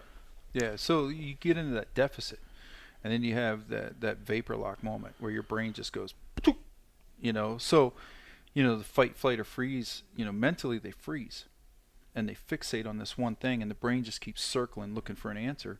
And while that's happening, this situation is continuing to Yeah. evolve or devolve, according to how you look at it, right? And so that deficit just keeps getting deeper and deeper, and they get further and further behind. So then eventually the only answer is, you know, my Glock 17 or whatever it is I'm carrying, I got to go to that bad boy and do work. And so then you end up in a situation where the shoot might be good because they were in that deficit Yeah. where a very real threat to life or serious bodily injury. However, maybe they didn't need to go there. I was going to say it could have been Because avoided. in today's climate, is there any such thing as a good shoot? No. There's no such thing as a good shoot. Is I there mean, even such a thing as a good police interaction? It almost seems like. Yeah. I mean, it's to everything that point, is right. Right. Everything It's to is that point. body cameras. I mean, I don't know how. Well, look at the phones, right? The first thing that's going to happen is like 5 phones are going to come out. Yeah. Yeah. Whether you have a body cam or not, like someone's filming it. Yeah. And then you have all the internet experts who know what should have and could have been done, you know, and so they pipe in. Well, they have a robust tactical background. Yes. Yeah, they do. Well, I found that in the The comments section is where all the experts reside. Like, they could be teaching courses, but instead they choose to donate their time and knowledge on the internet in comments. And For free. For free. Don't pay for the higher education. Yeah, why would you pay Here for it a is class? right here. Yeah, why go Yeah. to a school with a guy that's an expert when you can listen to a dude in the comment section? And so, And then it goes to the court of public opinion. So it goes from the comment section and then it's. I don't know how you get a fair shake out of that. To be honest you'll with you. get tried in the media and you won't get a chance. You won't have a chance. Well, here's the thing. So, legally you might be good to go. You'll be all right. You're not going to do time. Civilly, Different story. different story, because what might happen if you have a politically motivated agency or administration is they might look at everything that happened and find where you violated an SOP.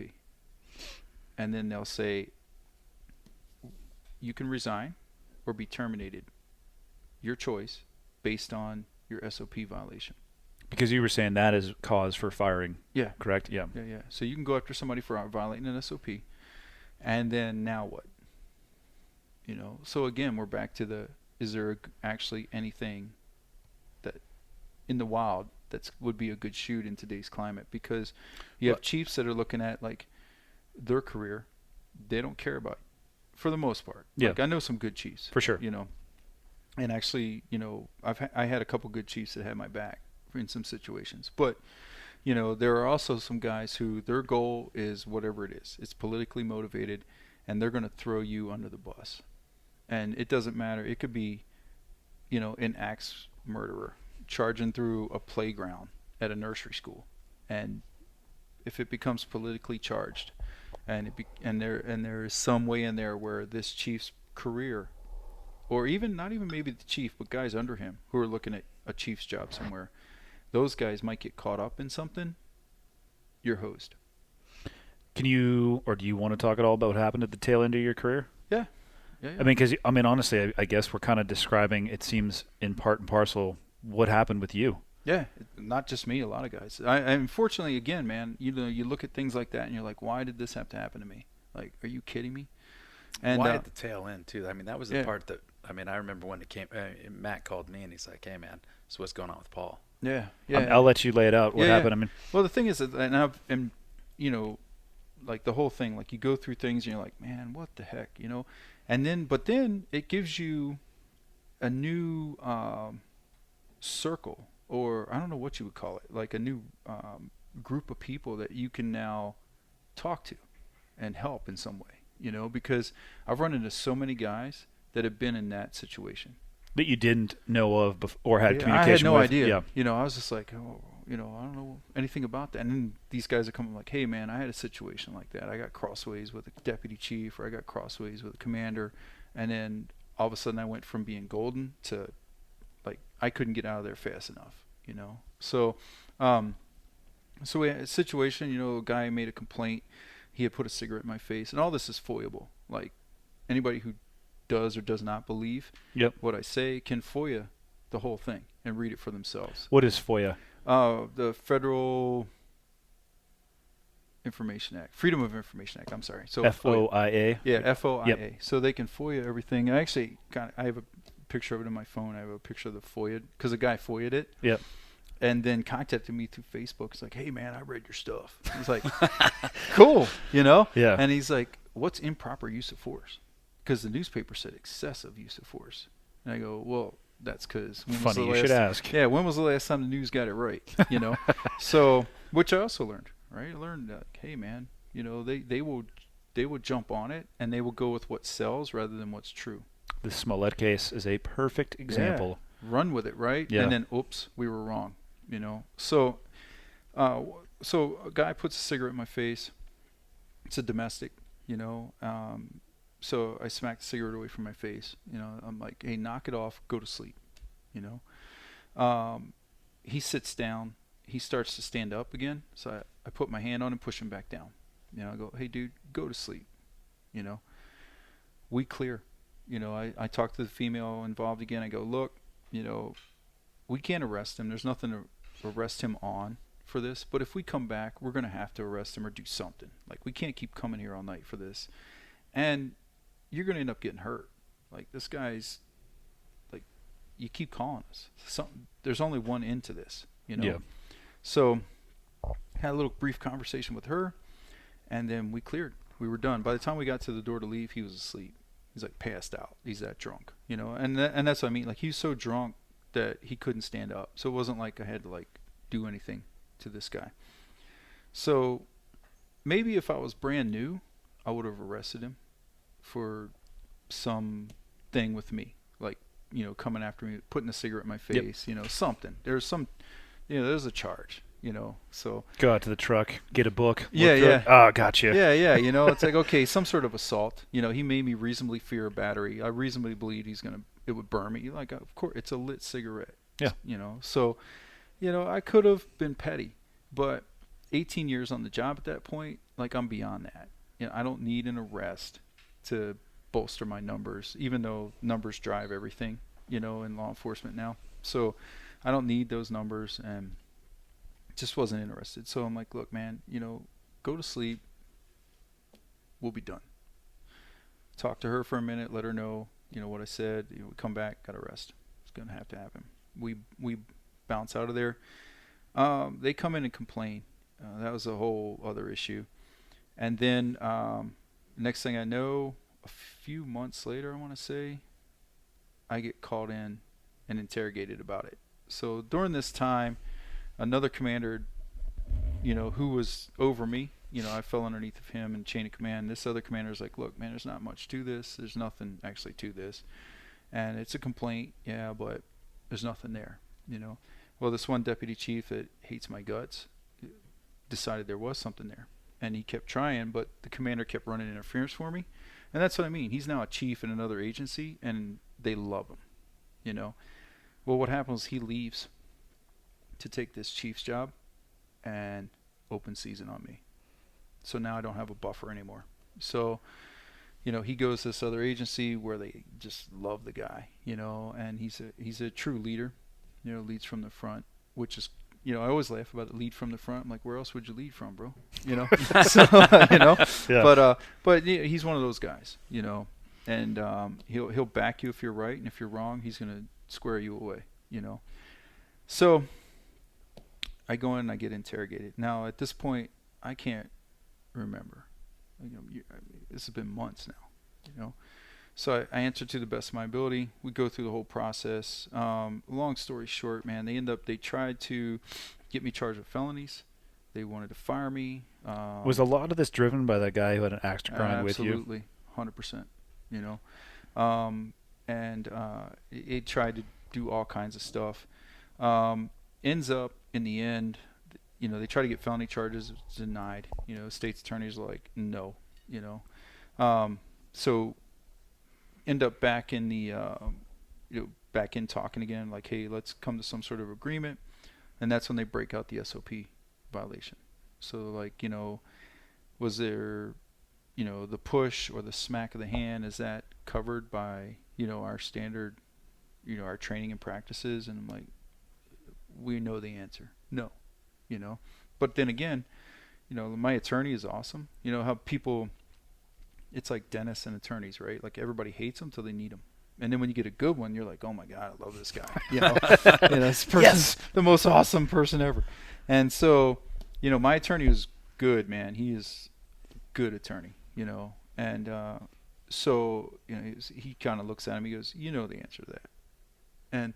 But he made a point to him, which is, okay, so if you're going to start going after officers every time they push someone back from them, like, you're not hey, going to have any step back, officers. yeah, or smack a cigarette out of their face. That's every domestic or bar fight or whatever. You've got people crowding in on you, so you're pushing people back. Like, hey, back up. Let the medics in here to treat your friend that you're freaking out about. Like, hey, back up, you know. So you push people back. You don't arrest them for it. I mean, you could if you're petty, you know. But it's like, hey, man, let's just back up, you know.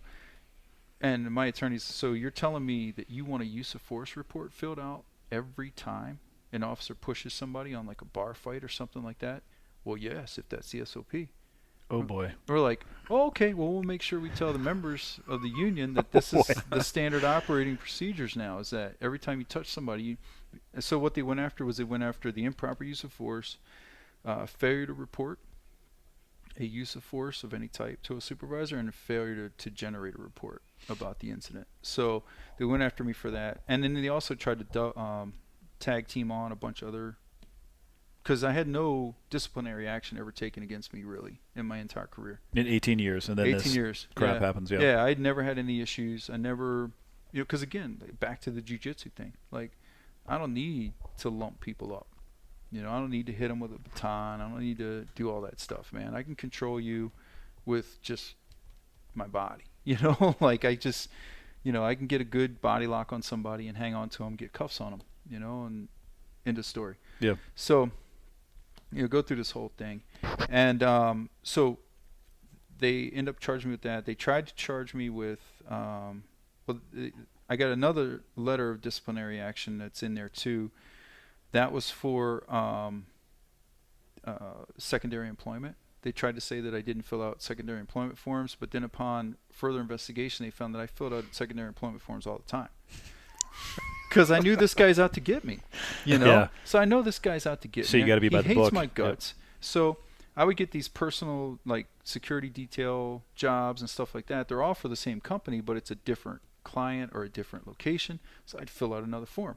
I go teach a class. I fill out another form every single Just time. covering your ass. Every single time. So I had filled out forms as recently as a month before they brought this charge. So they were kind of like, so we're going to let that go, but then we're still going to give you a verbal reprimand that you need to understand the SOP better because there was some questions you didn't answer very well. So you know what that is. That's just a little nip, So I went through that process, man. Went through the whole thing. So I took a deal. I ended up doing a 30-day suspension because my attorney, who, again, smart guy, so I trusted him, and he's like, look, they got you on the SOP violation. It's a roll of the dice. I have never felt more confident in your case, but at the same time, the judge's rule, right? Like, why does a dog lick its balls? Because it can. Why do judges do what they do? Because they can. So you might get in front of a judge who goes, yeah, you're right. He did violate SOP, so his termination is upheld. So, Damn. yeah, so I go, okay, man, so then let's do this. So then they brought me back. They put me on the desk, which is punishment, So they made me work the desk for my last stretch of my career. And that was just punishment. That was just a hate move on their part. That's all that is. Because they can and because they couldn't fire me. And that's all it is. Did it taint your perspective of the job at all, going out that way? It kind of did to some degree. And not the guys. I mean, I love the guys I worked with. The Probably guys just and hated gals the that do it. bureaucracy. The bureaucracy, that somebody like that could get in a position where they could do something like that and face no repercussions.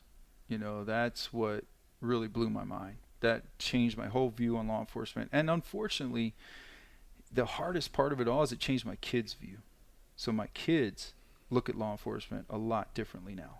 And that kind of breaks my heart a little bit, because, like my one daughter wanted to be the first female SWAT officer, and now she's like firefighter trained and all that. So I can't even say it. I can't even spit it out, like she went and joined the second responders, and so. Oh God. Yeah. There really is that rift, isn't there? No, for not on our part. No, I mean it's good natured, of course, but you guys take the shots when you can. Yeah, a lot of jockeying back and forth, It and exists. it Yeah. exists, yeah. But I don't think malevolently, not in my experience. I Yeah. have a lot of firefighters trained at my gym, and I'm friends with a lot of the firefighters, and a lot of those guys have my back through that whole situation. A lot of those firefighters are like, dude, we've been on calls with him, with people, spitting, kicking, all this other stuff, and he never loses. You know what I mean? Like, I had those guys coming in on my side. I had the guy that left, guys that were chiefs in other departments were going to come in and testify on my behalf.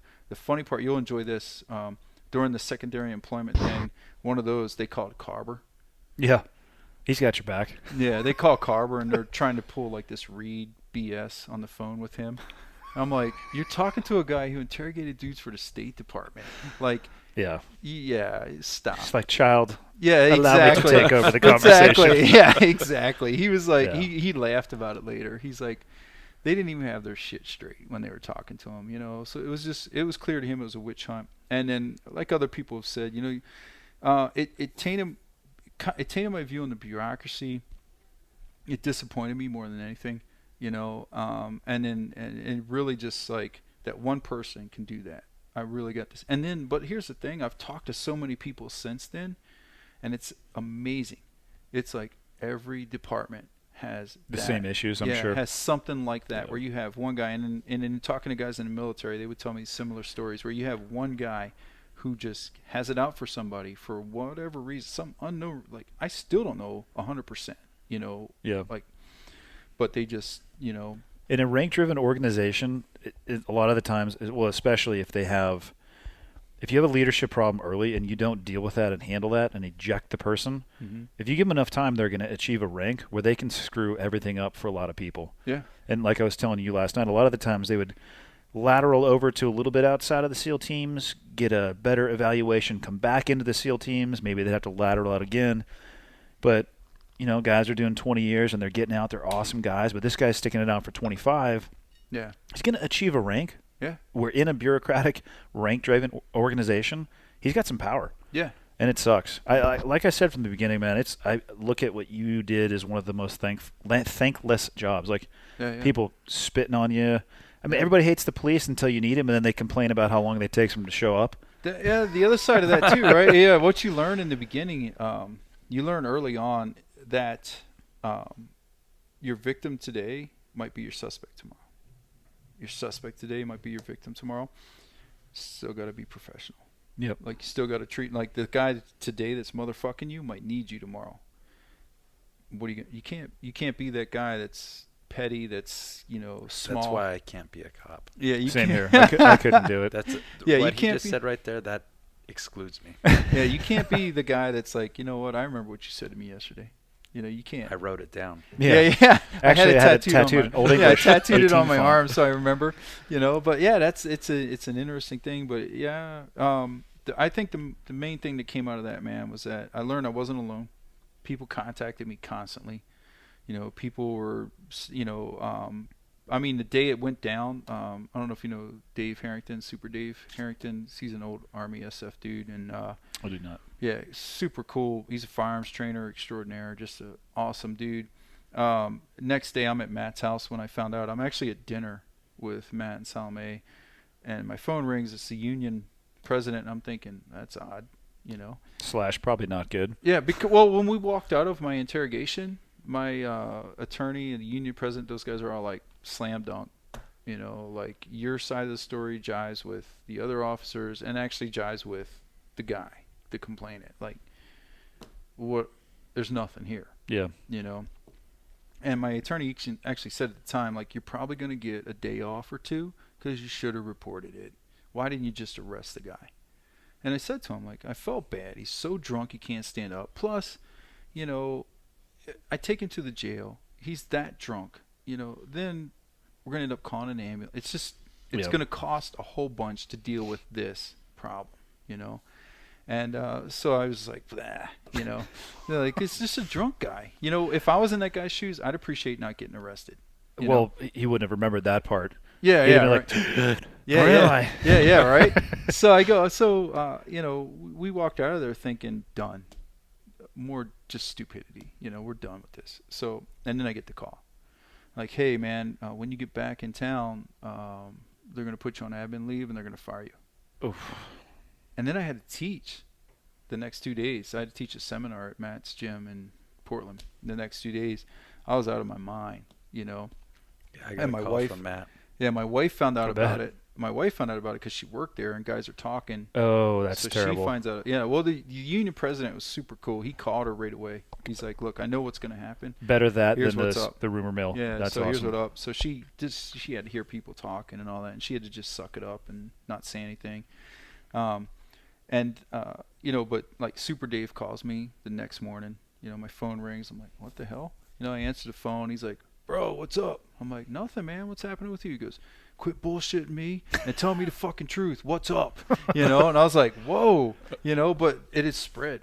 It had already like shot out through that community where guys are like, "Hey, dude, what do you need from us?" Like Cobber immediately was like, "What do you need from me?" Like I'll do my best to get you on here full time, teaching and stuff. And I mean, it was just amazing. I would never know I have friends like that if that didn't happen. Yeah, you can view an incident like that. I was doing a podcast last week talking about the night I got shot. In the moment, it was like the worst night ever. Yeah. And now I look back, I'm like, okay, it changed my perspective on life. Yeah. Put me down a different path.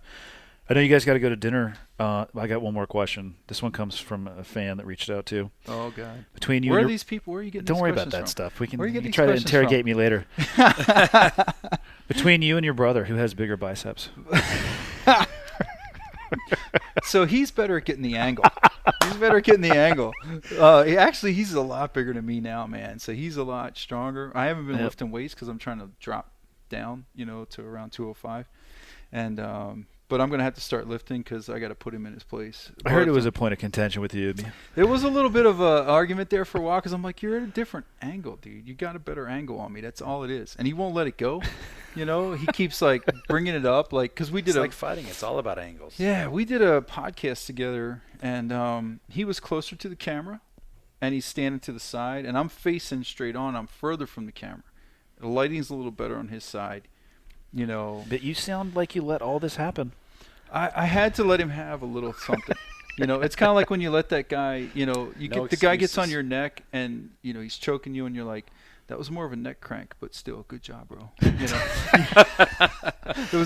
was more of a neck crank than a choke, but good. I did tap, man. Yeah, I'll You let you make it know if I ever get to that point. Yeah, you want to let them feel like you only tapped to give them a little better them, boost. to make them feel a give little them a bit little better. boost, I but get it. still, it wasn't a real choke. And my thoughts always to that were, but you tap, bitch.